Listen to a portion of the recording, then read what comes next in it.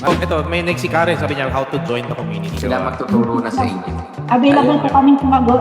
Ayun na maganda sa community, lahat tayo pwede nilang tanungin. Kala daw mag-start, Ma'am Dorothy? Nag-start ako as minimum din.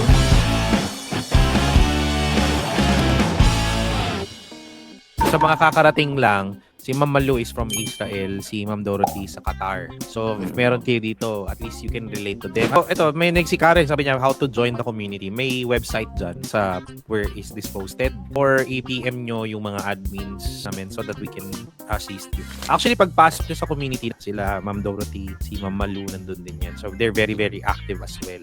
And profitable. So, Sila magtuturo na sa inyo. Available po Ayun. kaming sumagot. Ayun na maganda sa community, lahat tayo pwede nilang tanungin, di ba? Kala daw mag-start, Ma'am Dorothy, when you started? How much your capital when you started doing shadow? Nag-start ako as minimum din, $500.